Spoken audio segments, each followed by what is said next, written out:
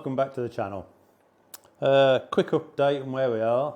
I've had a good look through the bike and I made a list of all the parts I need or want to put on the bike or replace. Been quite a job actually. Stuff from Hitchcock's, as long as they got it in stock, is no problem, but I don't know how long it's going to be before it gets here. It shouldn't be too bad, I don't think. The rest of the stuff I've had to get from India. One of the problems we found is, well, two problems actually. For some reason at the moment in Europe, everybody's out of stock of Bulgarian stuff, Royal Enfield parts. Now I know the main warehouse is in France and its website shut down, but so is everybody else's, so I'm not sure what's happening there. The other problem was India, Bulgaria is on their list of places they don't like sending stuff to. Well, they won't post it out. Even DHL, which I can't understand, you know. If you send it with DHL, it's going to get here, and I've got to sign for it to say I've received it. Plus, we pay up front anyway, so, you know, by the by. But we have one company we've been dealing with. I've been buying filters and stuff in bulk off them, and they're helping us out. Right, I'll go through this list. Let's have a look. Fork oil. I'm going to change the fork oil on the bike. Fetch the camera around a bit for you. Yeah, I'm going to change the fork oil on the bike. So I'm going to drop the forks out because I want to polish all the lowers up anyway. Check the seals. Hopefully these are good inside here, the stanchions, because I see a little bit of light rust underneath this casing.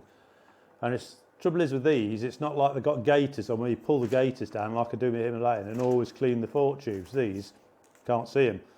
So we'll see, but they're not leaked, so should be okay, I hope.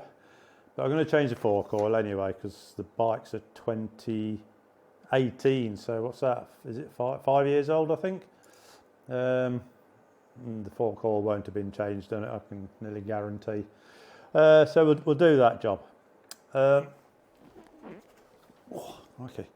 Now, I've had a bit of a ride on it. There's plenty of old roads around here I could go, which I did do, and took it out. I was well impressed with the bike actually. One of the things was the handlebars. They just felt a little bit narrow to me and a bit low. Now they're not like normal bars where you can fit risers. So I've ordered another set of bars from Hitchcock's. It's a bit wider and a bit taller. I've had a good look at the brake hoses and cables. I think that should be long enough. I hope so. Next thing, this air valve in here. It's to do with the Euro 4. I'm going to take that off and you get a kit from Hitchcock's for it. So I've ordered that. I've also ordered full gasket set because one thing, I've got to take this casing off to replace the front sprocket because I'm putting a 19 tooth front sprocket in here. But also I've got to polish the casings up. So I've got to really take them off because I can't get to polish them without making a mess of the castings here, and I've got to take this off. I've already started a little bit and it's coming up, so I'm going to do all that. So I've ordered a full gasket set, then I've got a gasket, base gasket and other gaskets if needed. Now the canister on the Euro 4 canister in here, it's takes waste fuel, waste oil, gases and stuff. I'm going to take that off. And also this here, I'm taking this off because this engine, I haven't changed the oil yet, is over full. It's above the full mark. Now, when I checked the air filter in here, it got oil in the bottom and the air filter's filthy. So I'm going to do away with this, and you can get a breather kit from Hitchcock's, nice alley one that's going to fit in there. I've ordered some engine plates. They'll be for the front. Just cosmetic really, nice polished alley ones. It's going to have new chain and sprockets on, so I'm going to put a 19 tooth on this. The Classic has 18 teeth on the front. The Bullet has 17. Now when you're riding it, now it'll climb up the side of an house in top gear, this will, it's quite low geared. Now I've ordered new front pipe. It's copper plated, triple chrome plated, and it's exactly the same shape as this, because the stainless one they do is different, and I don't like that. And that will do away with one of the catalytic converters. I was going to replace the rear silencer, but after reading some of the comments, some people like the loud sound it makes, but other people have put the other silencers on and actually took them off again, put something a bit quieter on. Now, so I have ridden the bike this last week. It sounds okay. It's not. It'd be nice if it was a little bit louder. But one of the problems I've here in Bulgaria are dogs. You ride through the villages, especially in the mountain areas, you'll see maybe half a dozen dogs sat together on the side of the road. They actually sit on the tarmac. When they hear you coming on a bike, they run out and chase you. I know a lot of you lads who ride bikes, and maybe not the UK so much, but in some of the foreign countries, Spain, France, whatever, you'll know what it's like with the dogs. I had a mate of mine 2 years ago, got knocked off his Harley because he hit a dog and broke his shoulder blade. So, you know, don't want that. I'm not saying they still won't hear this, but there's no point in making it worse, is there? Got DNA air filter I've ordered. Obviously, I've ordered a bulk load of filters for this from India as well. I'll be changing oil and filter. I'm going to be putting an upgraded spark plug in it. Now, swinging arm bushes. I've ordered the swinging arm bushes for in here. Got to take the swinging arm out. It's got very, very slight play. Now, I've read, I think these are like a nylon bush, I think. It's difficult to tell because there's so many conflicting things on all the bullets. Royal Enfield don't seem to be forthcoming with much information, and they certainly don't. They're a bit like Harley Davidson. That's the only people I've known this. Harley Davidson, their engine oil was Harley Davidson engine oil. Harley Davidson don't make oil, and they never put what grade it was on the bottle either. I've noticed Royal Enfield do this. It's like the 4-coil, trying to find out which 4-coil goes in this. It's been horrendous. Even Hitchcock's site, they sell all the different grades of 4-coil, but their advice was to look on the various forums and for the quantity and see what other people's put in and which weight. You cannot find anything.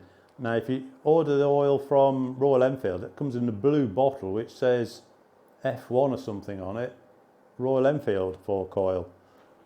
Royal Enfield don't make oil, do they?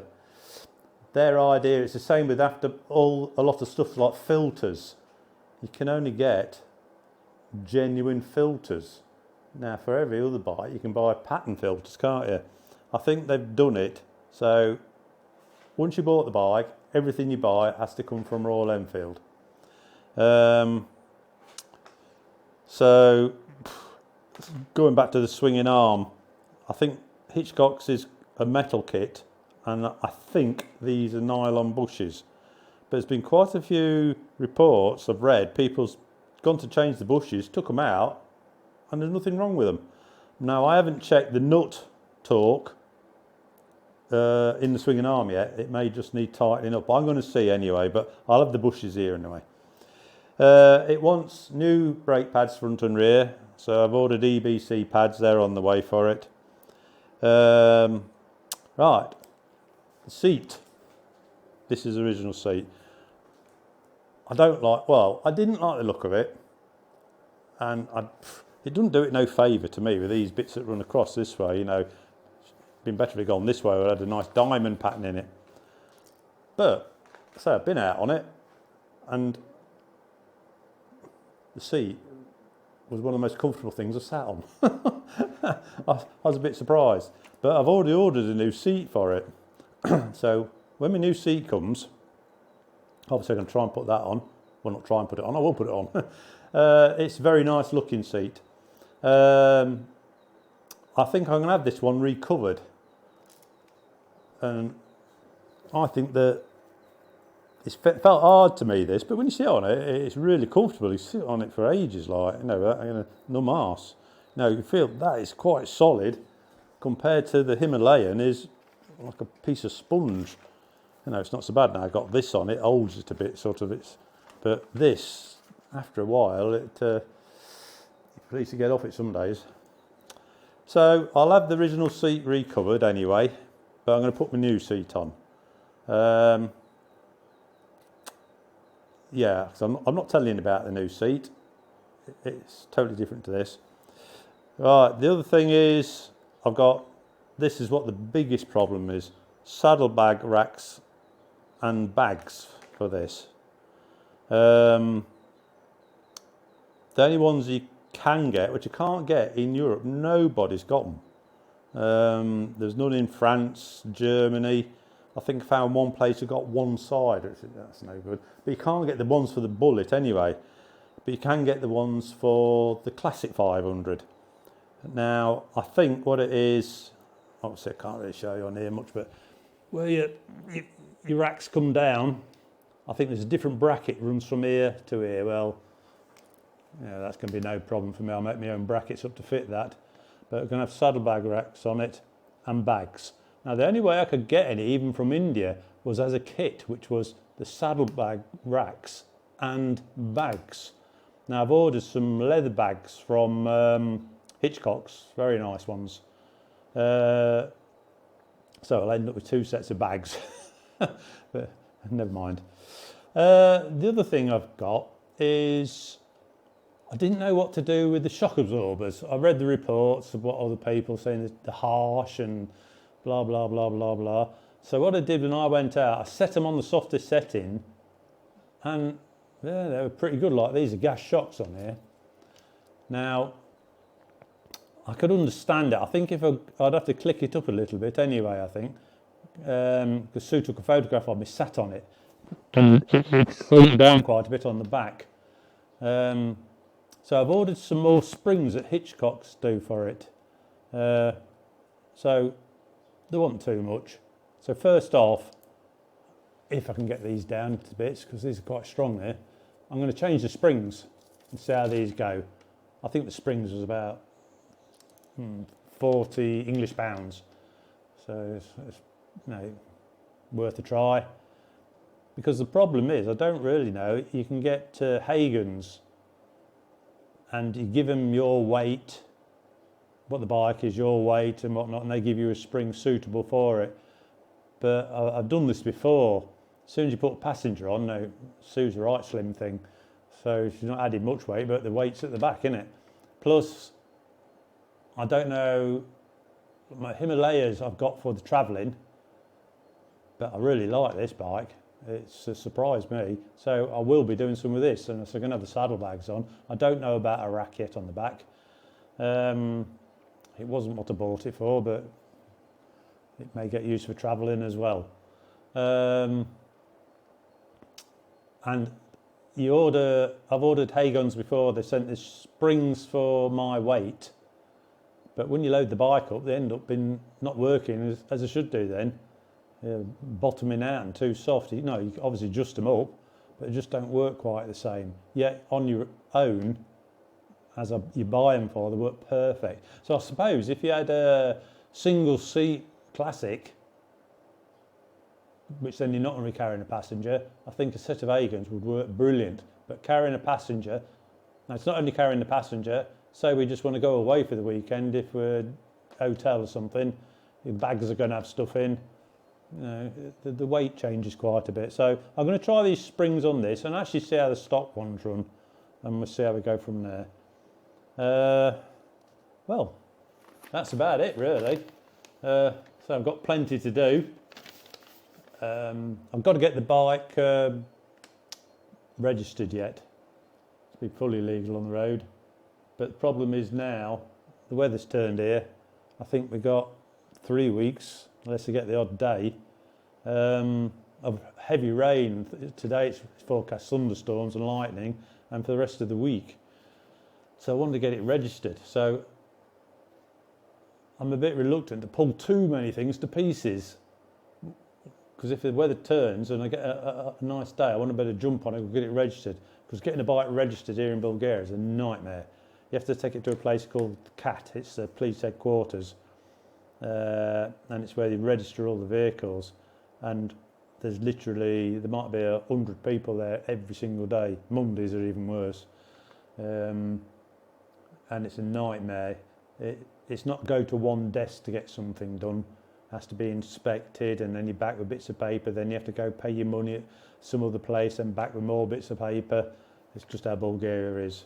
Paper and rubber stamps. That's what this country's about. So I'll be there a minimum of half a day, and it's about 150 kilometre round trip to go to the CAT office. So I don't want to rip it to pieces too much, but I'm going to do what jobs I can till the parts arrive. Then obviously as soon as the parts arrive I can really get stuck in. But if I can get it registered, that was my plan this week, I can take the engine casings off and get on with the polishing. It just sits here then. But I can't, because it doesn't look like I'm going to get it registered. But anyway, we'll see how we get on. Ooh. So I thought I'd just keep you updated on how she's going. Yeah, quick walk around it again. Must say, really impressed with it. Biggest surprise was the torque this bike's got compared to the Himalayan. It's like, if that's a 411, you'd think this was a 650.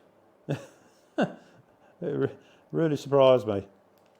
I've only ever owned a really old one, pre-unit once before, and the gearbox was clanking clunky on that, you know, get it in gears, can't get neutral, blah blah blah blah blah. This gearbox is silky smooth on this. Now reading on the reviews, a lot of people say they're not. I don't know whether it was they uprated it on the Euro 4s, but the gearbox is equally as slick as what my Honda was, which was a big shock. But there again, not complaining. The ride on it is very good.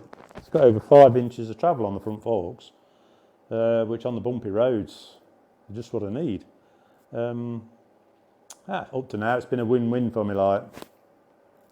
So, right, I'm waffling on again as I do. So, if you like the video, thumbs up, please subscribe because it does help the channel. Any comments, leave them down below.